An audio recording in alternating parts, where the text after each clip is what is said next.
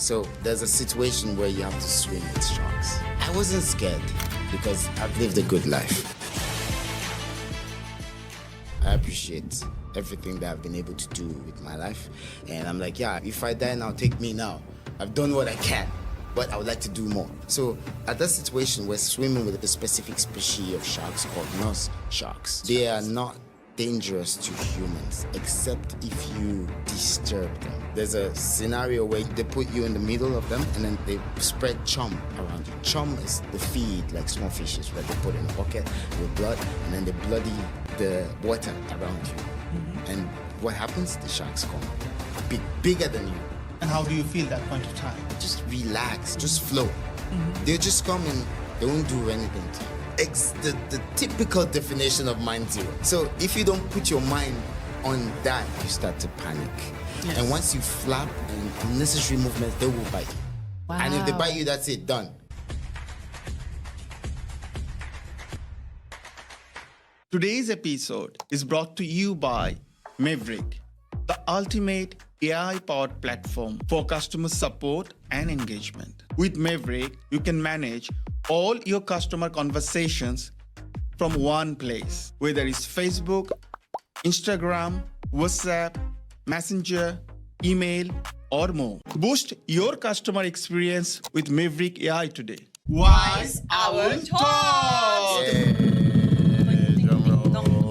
So Dion. Yes, sir. Who are you, sir? Where are you from and what do you do? Very good question. A humble human being, born and raised in Lagos State, Nigeria, sub-Saharan Africa. Nigeria. Wonderful. Wherever we are. So Dion, you ask who I am. I'm just a humble servant. My name is Ademola. Ademola? Adeyemi. Adeyemi? Adeyimika. Adeyimika. Oluwaseun.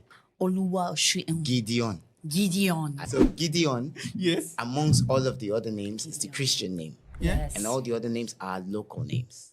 And then my last name is Akitoye. So Akitoye means we are greeting that which is royal. I was in a section called Infantry.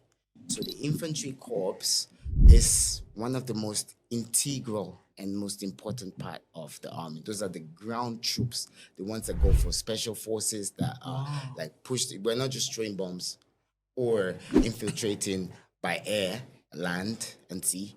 We're right there in the middle of the battle. So when you hear infantry, it comes with a lot of respect because not everybody can do that. People are like behind the keyboard or behind a user interface and fighting wars. But we're the ones right there in the middle of the wars. I was in Liberia, Sudan, Sierra Leone, and Somaliland. We have a school, like an institution called Nigerian Military School, and it's the only military school in sub-Saharan Africa. It was founded in 1954, and it still stands till this day. Wow. Mind you, the United Nations tried to ruin our legacy by saying, yeah, you're breeding child soldiers and whatnot. So we increased the entrance age. The entrance age was at 10, was like 8 to 10 at the time. Now it's 10 to 13. You know why? So by the time you graduate after 5 years, you're already an adult. Right. So the AU backed us up against the UN because the UN wanted to scrap it. Yes. And I respect it because it's a way of life. There's certain things that was instilled in me as a child that till this day, you know that Michael Jackson song, Have You Seen My Childhood? Yes. Yeah. Yeah. So it's like my childhood was robbed from me, but for a great cause. Yes. Because there's no career on earth that is more honorable than giving your life for other people that you don't even know. But it's amazing. It's amazing. Dion was prepared at the age of 10. He was like pretty much just a kid, a toddler. I was literally a child. So 5 years of training. I had 5 years of training. 15? We had the entire duration is actually 6 years, but we don't count the first year. The reason why is because the first year is they are reconfiguring what you think, what you're used to. Some people are still suckling on their mama's titties and still wanting to be home all the time and play with sand and Legos and whatnot. Yeah, exactly. So you have 1 year to shape up. Within that 1 year, you're not even wearing uniforms. You're wearing just shorts, like a sport shorts and a white tee. white t-shirt. So that's what we wore for the entire first season. That first season is called Kada course. Kada course, it's a reorientation, teaching you the different kind of weapons, showing you the difference between military training subjects and academics. And mind you, the very good part of it is we're actually still implementing all of the regular high school education, like the mathematics, English, physics, chemistry, if you're into science, and then So that's a good economics. balance then. Good Yeah, balance, good right. balance. Balance. So if you do not, you have to pass both. If you fail in academics and you exceed in military training subjects, you would not move to the next stage. It's like a video game, right? So you have stages, right? So after the CADA course, you have like maths, English, physics, whatever. So if you fail in maths or whatever and you're not qualified to move to the next stage, you have to redo the entire thing. We have field tactics, we have weapons training, advance and deploy, and then infiltration and whatnot. And they teach you how to match, they teach you how to shoot and whatnot.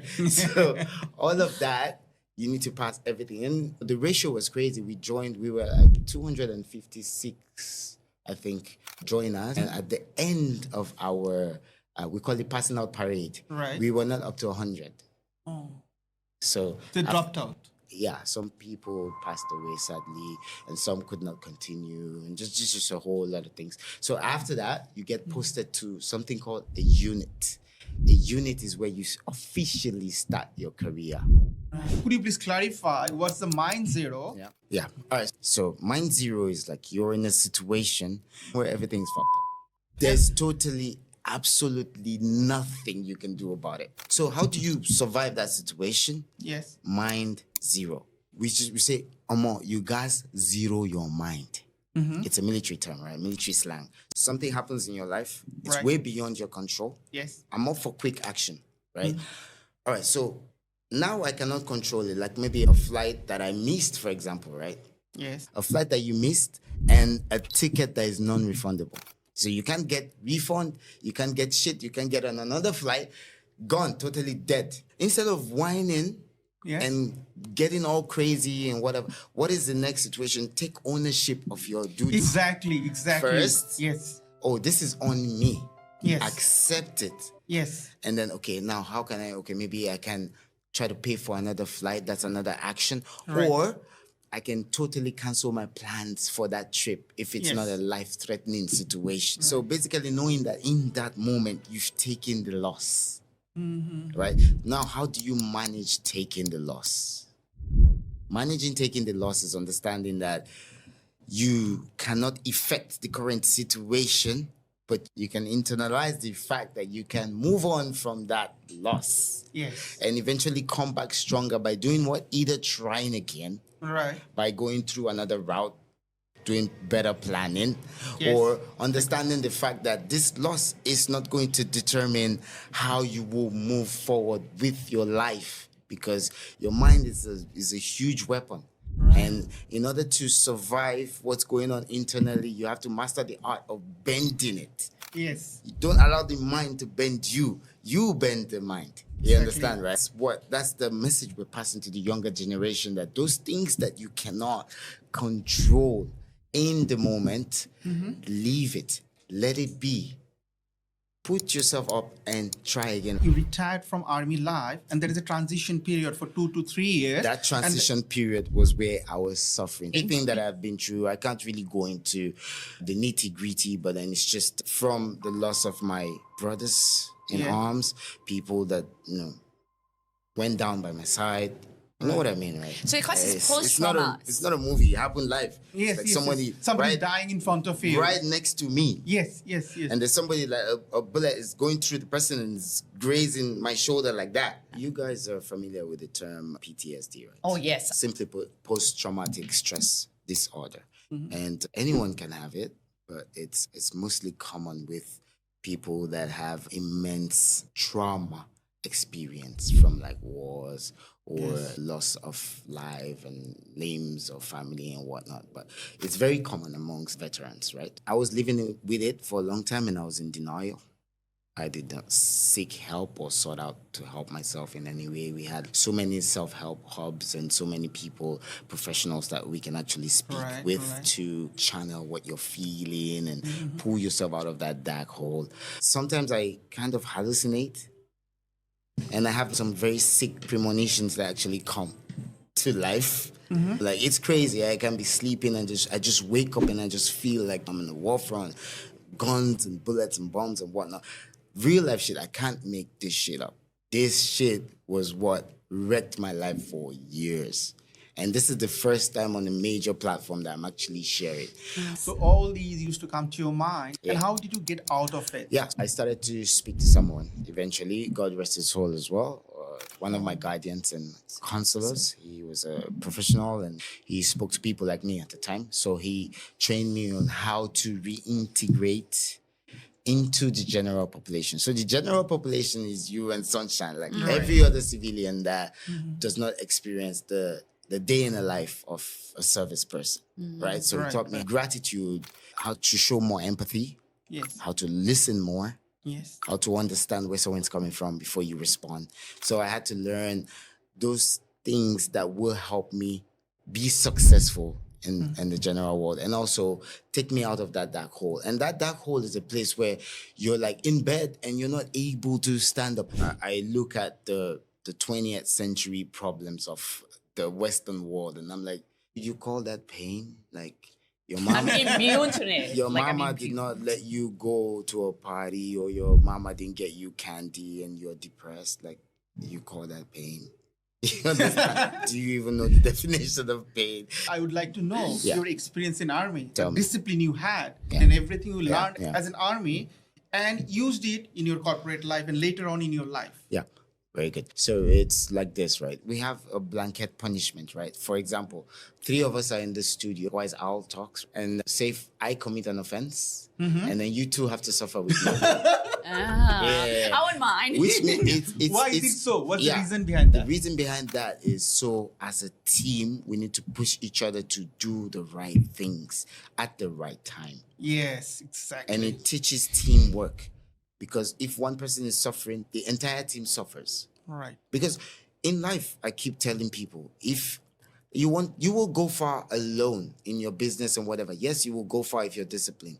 When you go the furthest, it's when you actually have a team of badasses behind you. Yes, exactly. A team of people that, great minds, professionals, people that have your best interests at heart, people that will push you when you're slouching, people that will be like, you know what? I love you, but this shit you're doing is wrong.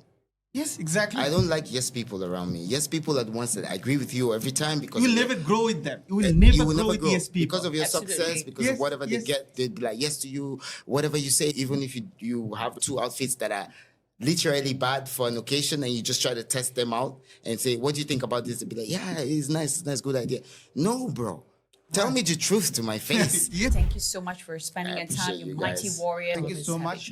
Until next time, be wise. Once again, thank you so much for joining us here back at Wise Hour Talks.